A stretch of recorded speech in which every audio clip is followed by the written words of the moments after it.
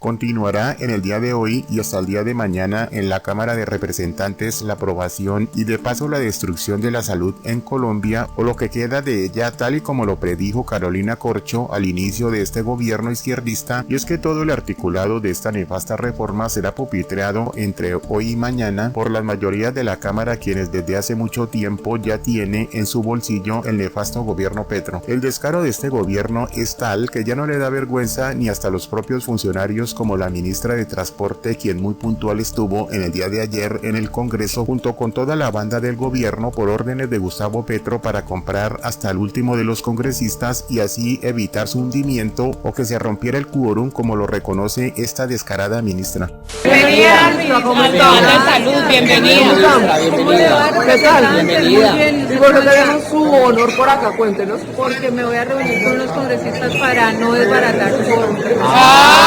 ¡Ay, muy bien! Porque estaban en mi oficina, entonces para estamos acá porque representantes. No, porque nos causa bastante inquietud que usted esté acá y sobre qué es el tema Pero para reunir con los congresistas. yo me voy a reunir, tengo varios temas, pues los mismos temas que uno habla con los congresistas. ¿Cuáles?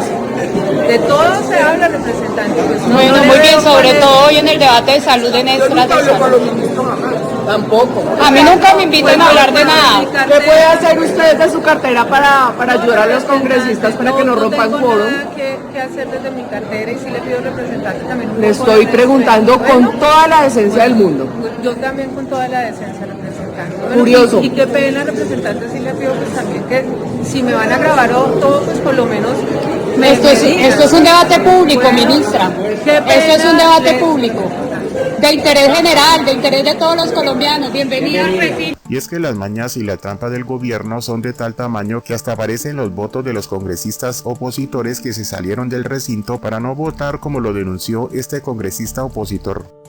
Registrar algo que me parece una anomalía y que invito a todos los parlamentarios que han decidido como un acto político válido no votar, que de pronto esté ocurriendo lo que me ocurrió a mí, es que aparezca el voto registrado. Estando afuera de pantalla, primero mi curul, presidente, y usted en eso ha querido dar garantías y tengo que dar fe, pero todo el mundo trae funcionarios, aquí comen encima de los pupitres de nosotros, aquí todo el mundo ocupa las curules y apareció registrado mi voto sin yo haber votado. Y yo estaba afuera. Es más, no me había sentado aquí desde el momento en que iniciaron los votos de los impedimentos. Así que, presidente, señor subsecretario, yo sí le pido el favor que lo revise.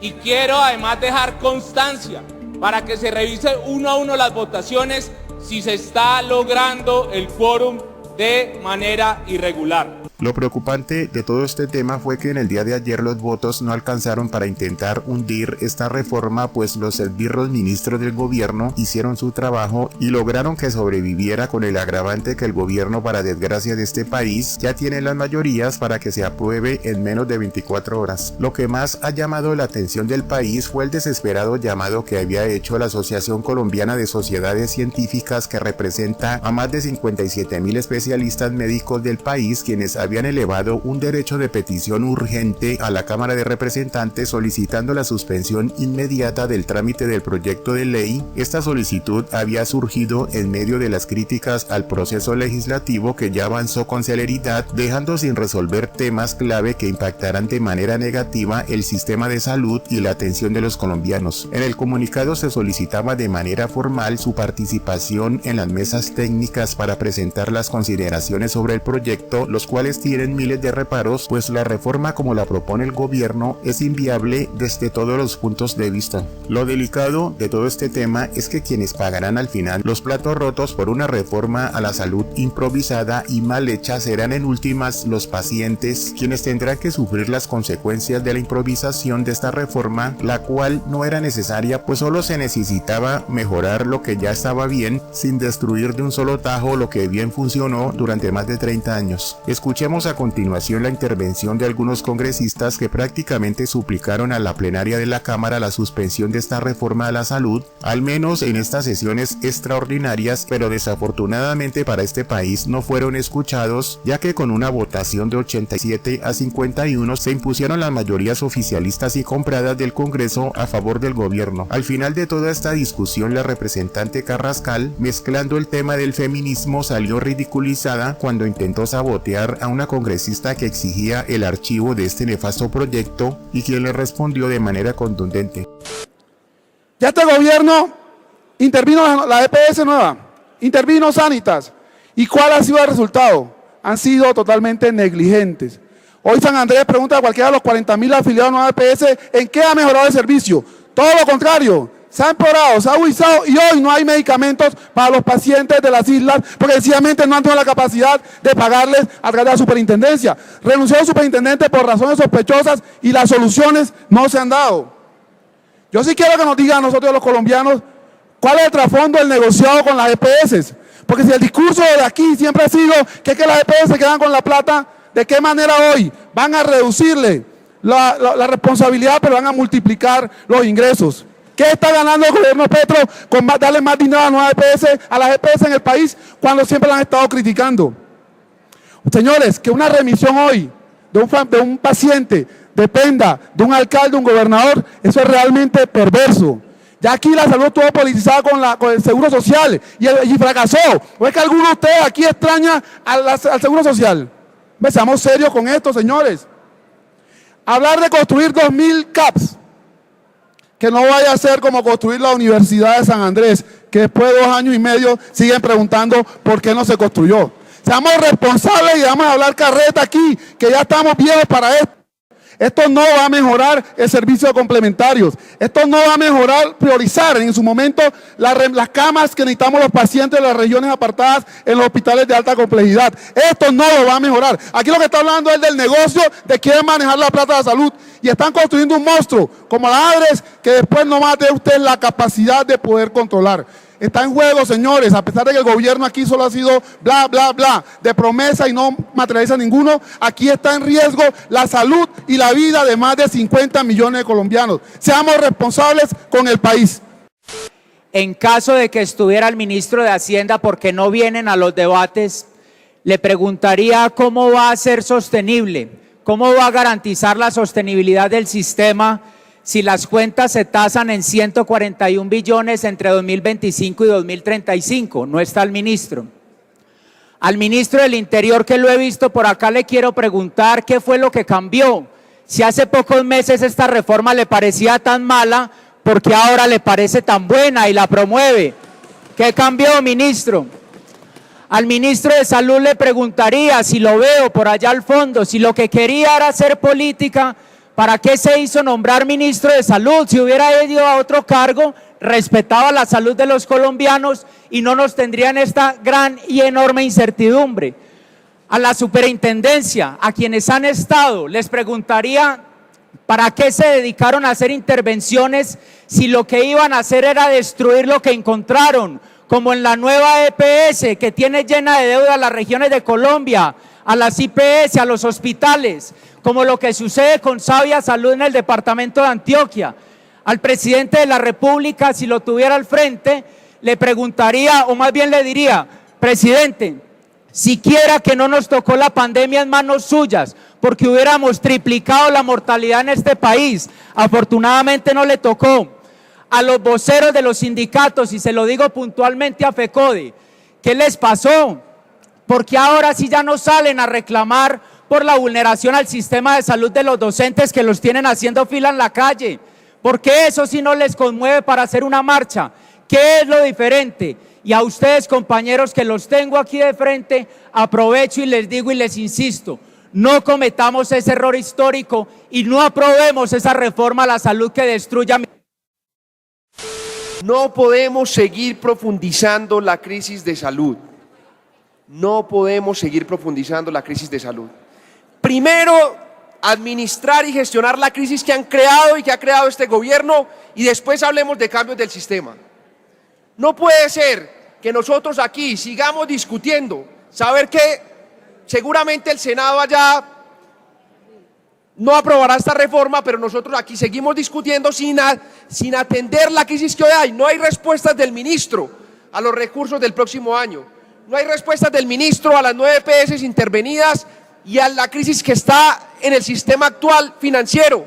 Ayer hubo una noticia, 37 hospitales de Antioquia y de municipios alejados dijeron que no van a atender los pacientes de la 9 EPS porque no les están pagando. Y entonces no tenemos respuesta a eso y ahora pretendemos aprobar una reforma a la salud. Más de 500, 600 proposiciones deben haber ya que tenemos que discutir. Necesitamos una comisión accidental. Primero, y como lo digo allí en la proposición, que el ministro nos diga a esta Cámara, deberíamos estar haciendo un debate de control político a lo que está sucediendo en la salud. Y que nos diga qué va a pasar con la salud de Colombia. Y es que estamos jugando con la vida de los colombianos. Todos los días están muriendo. A usted no le están escribiendo a los pacientes que no los están trasladando, que no les están dando los medicamentos. Y se están muriendo por culpa de una crisis buscada. Necesitamos primero respuestas y después aprobar una reforma a la salud. Después hablamos de eso, pero atendamos la crisis, queridos colegas. Y también un punto importante para la comisión accidental. ¿Dónde está la presencia del Ministerio de Hacienda? Para que nos diga la financiación del sistema de salud, qué va a pasar, que nos explique también ese aval fiscal, querida Piedad, que están poniendo acá, que nos lo explique en la comisión accidental, pero aquí no vemos ni siquiera al Ministerio de Hacienda para que nos explique ese aval fiscal. Entonces, por todo esto, por lo que están haciendo en el sistema de salud, les pido, colegas, que seamos responsables, que hagamos una comisión y dejemos esta discusión para el próximo año. Muchas gracias, presidente. Presidente, muchas gracias. Mire, yo me auno a la solicitud de esa comisión accidental para que el ministro de Salud llame a los actores del sistema de salud, a los parlamentarios de la media Colombia, a estos que están hablando de Chocó, de Vichada, de Amazonas, de Putumayo, de Vaupés, de Guainía, para que él nos diga por qué no tenemos atención primaria en esos departamentos, para que nos diga por qué no han construido los puestos y centros de salud que necesitamos, para que nos diga por qué no hay dotación de medicamentos en esas regiones tan rurales y dispersas de este país. Necesitamos fortalecer todo lo que tenga que ver con indicadores de salud pública. Y eso, compañeros congresistas, no se necesitaba una reforma de salud, se necesitaba voluntad política para que llegue la salud a esos territorios. Somos 2 millones de habitantes en esos territorios rurales y dispersos. Pero compañeros, seamos consecuentes, no podemos ir a acabar un sistema de salud afectando a 48 millones de colombianos, acabándole la salud que sí funciona en estos territorios, para que solo por falta de voluntad política no nos lleven lo que necesitamos a esos territorios rurales y dispersos. Yo vengo del Vaupés y allá la salud no está mejor que en sus territorios. Lo único que necesitamos es voluntad política de este gobierno para que por lo menos los hospitales... Señor presidente, mire, presidente, en primer lugar debo hacerle eco a lo que ha denunciado la señora vicepresidente, la doctora Lina Garrido. Presidente, es la Unidad Coordinadora de Asistencia Técnica Legislativa del Congreso de la República la que está señalando que este proyecto debió tener un carácter estatutario. Señor secretario, le pido que esto quede en el acta de tal manera que si esto llegara a ser ley de la República, sea tenido en cuenta este concepto por parte de la Corte Constitucional. Por otro lado, a propósito de algunas intervenciones de colegas, la doctora Olga Lucía decía que supuestamente es falso que le hayan disminuido funciones a la EPS. Yo le pido, doctora Olga Lucía, que leamos si quiere juntos el texto y se va a dar cuenta que esas funciones que hoy están concentradas en las EPS las reparte la reforma en varias entidades y las termina sobrelapando. Y además de eso, y esto lo denunciamos desde el proyecto anterior, lamentablemente el gobierno pretende darles una remuneración fija, porque hoy usted tiene razón cuando habla del 8 y el 10%, pero lo que pasa es que las utilidades para ellos terminan siendo residuales. Son muchos los estudios que han mostrado cómo terminan gastándose más de lo que correspondería en teoría en servicios de salud por cuenta de la insuficiencia de la UPC. Por otro lado, los compañeros del CITREP han dicho que hay problemas de atención en las zonas rurales y dispersas, lo entendemos, eso lo reconocemos y hay que ver cómo se mejora eso, pero para mejorar esa situación no tenemos que destruir lo que funciona relativamente bien en las zonas urbanas de Colombia. Yo se los digo, hubieran hecho un piloto para esas zonas rurales y dispersas, pero lamentablemente están destruyendo lo que funciona en las ciudades, como ustedes lo han reconocido. Y doctora Malta Alfonso, claro que esto está fragmentando la UPC, está fragmentando los recursos y eso puede terminar generando problemas de atención. No lo digo yo, lo dicen los especialistas y volvemos a insistir, no es la oposición la que se opone necesariamente a esta reforma. Personas que votaron... Termine, representante.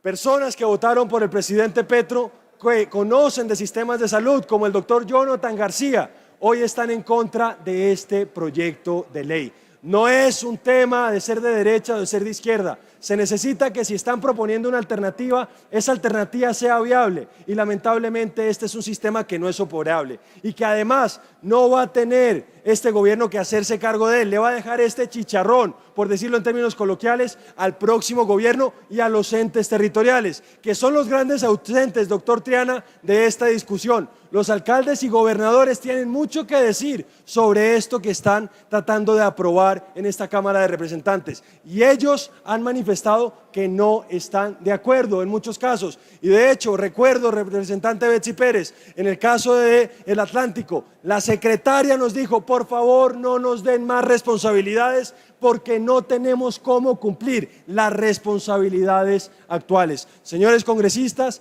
esto puede tener consecuencias fatales. Yo les pido que votemos con responsabilidad. Gracias. Presidente, esto no es cuestión de género. Vengan, compañeros, ¿por qué no se solidarizaron conmigo el día en el que aquí en la plenaria Ocampo aireadamente me gritaba desde su puesto diciendo que era una grosera, que como así, que no sé qué, está en video incluso? ¿O por qué no cuando salió el caso de Daniel Mendoza salieron a decir algo? Son feministas por ratos, eso es muy raro, ustedes dicen de género.